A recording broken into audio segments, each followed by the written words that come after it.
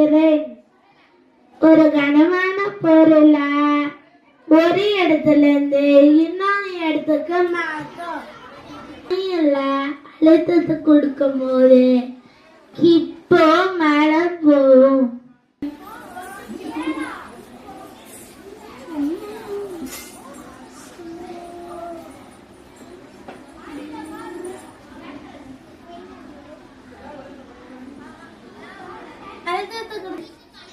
விடும்போது இப்போ கீழே இறங்கும்.